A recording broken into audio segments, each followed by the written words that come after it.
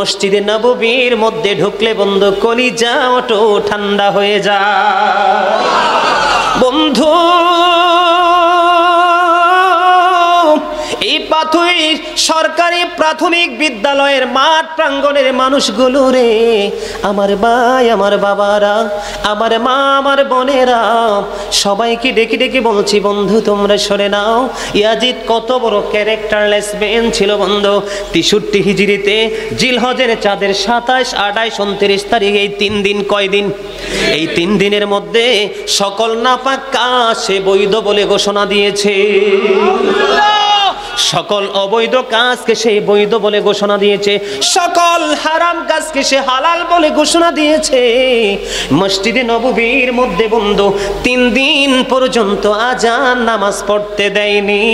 ও বন্ধু, ঘোড়া হাতি যত ধরনের প্রাণী আছে সবগুলোকে মসজিদে নববীর মধ্যে বেঁধেছিল এই পবিত্র জায়গাকে অপবিত্র করার জন্য। জোরে শুনে বলেন নাউজুবিল্লাহ। বন্ধুরে আমার, আপনারা আরো যদি শোনেন আপনারা আশ্চর্য হয়ে যাবেন যে মুসলমানের লেবাস লাগাইয়া কেমন করে ইসলামের এত বড় ক্ষতি করতে পারে বন্ধু।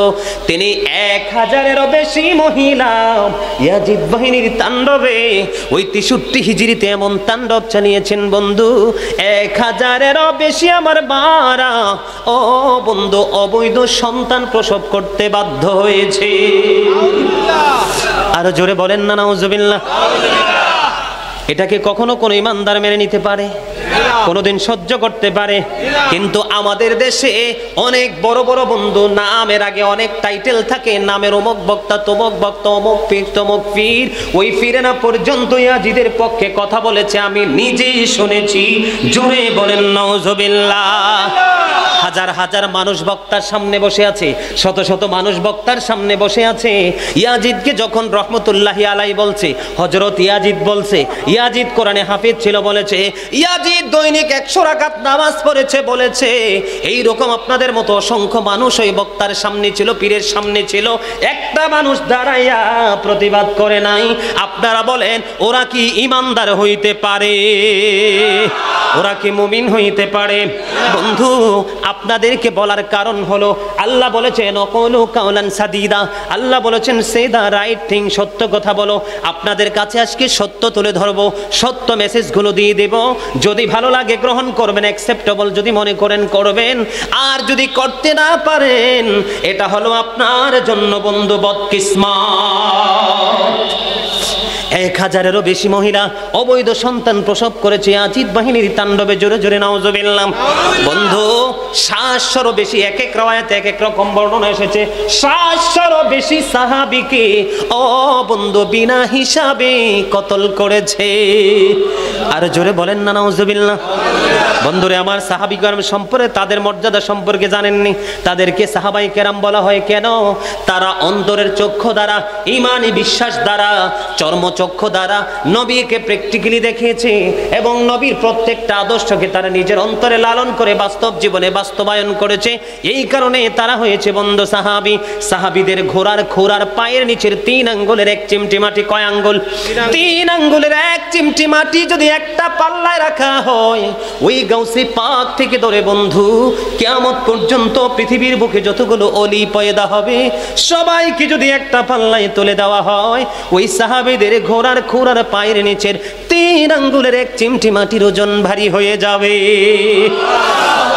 এত ইজ্জত, এত মর্যাদা, এত পাওয়ার তাদের ছিল নবীর কারণে বন্ধু, তাদের পাওয়ার বৃদ্ধি পেয়েছে। এইরকম 700-রও বেশি সাহাবীকে বন্ধু হত্যা করেছে। মদিনার 10,000-এরও বেশি সাধারণ মানুষগুলোকে হত্যা করেছে। জোরে জোরে নাউজুবিল্লাহ। ইয়াজিদ ছিল নারী লোভী, তার চরিত্র ছিল নষ্ট চরিত্র। এই জন্য আমি আপনাদের কাছে ইয়াজিদ সম্পর্কে ছোট্ট করে বলছি বন্ধু। এখন কিন্তু আমি চলে যাব ইমাম হুসাইনের কাছে। আপনারা আমার সঙ্গে যাইতে রাজি আছেন না নাই? সবাই রাজি? আলহামদুলিল্লাহ বলেন।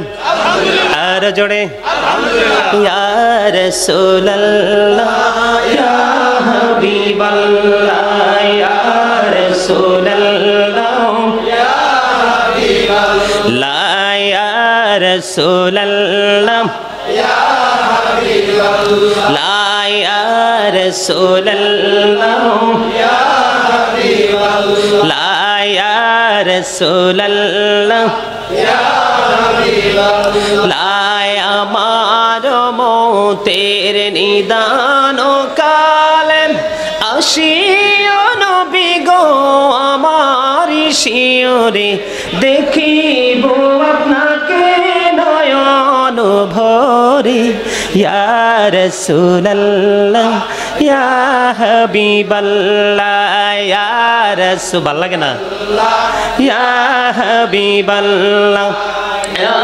রাসূলুল্লাহ ইয়া হাবিবাল্লাহ গোসল করাইয়া কাফন পরাইয়া যখন রাখিবে কবর শোয়াইয়া লইও গো কোলে গোলাম বলিয়া ইয়া রাসূলুল্লাহ ইয়া হাবিবাল্লাহ ইয়া রাসূলুল্লাহ ইয়া হাবিবাল্লাহ শুনেছি হাদিসে দেখিলে আপনাকে জীবনের গুনাহ ঝরিয়া পড়ে দিও গো দেখা দয়া করে ইয়া রাসূলুল্লাহ ইয়া হাবিবাল্লাহ ইয়া রাসূলুল্লাহ ইয়া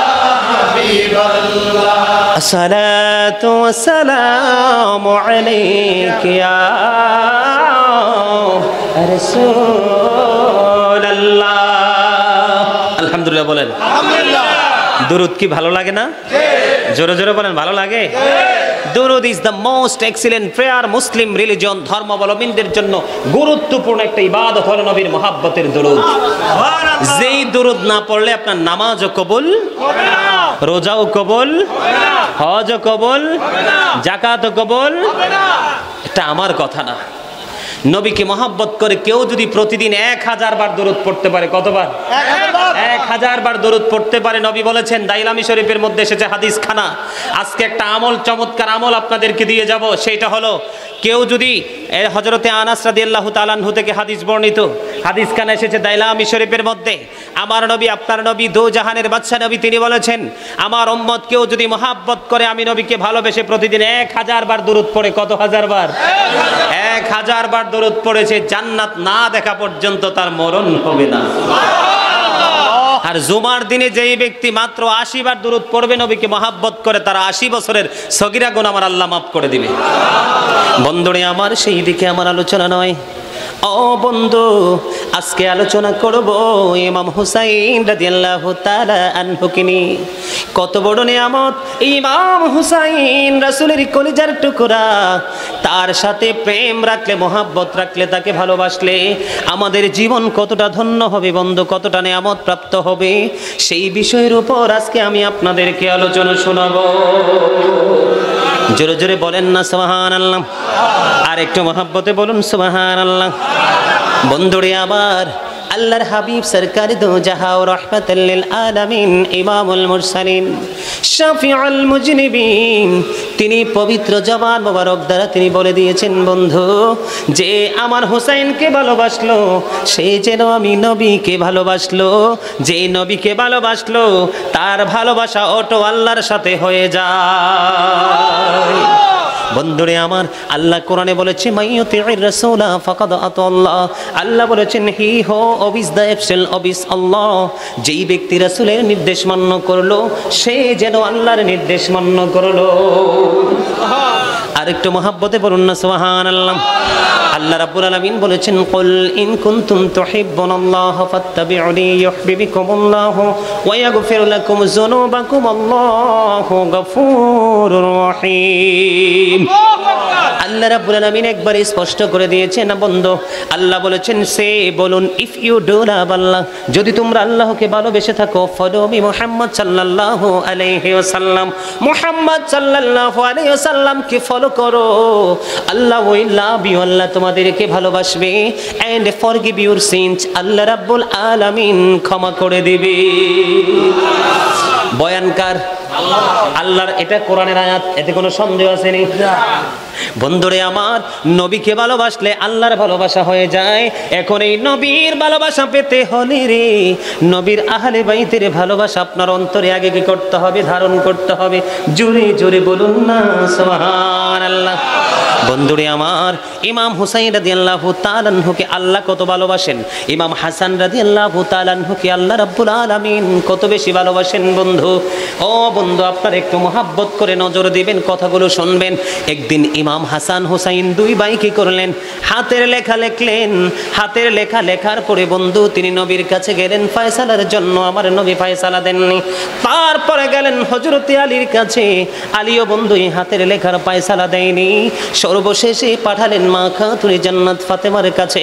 মা ফাতেমার কাছে যখন গেল, মা গো, আমরা দুই ভাই হাতের লেখা লিখেছি। বন্ধু গভীর মনোযোগ, আমরা দুই ভাই হাতের লেখা লিখেছি গো, আপনি ফয়সালা দিয়ে দিবেন আজকে কার লেখা বেশি সুন্দর।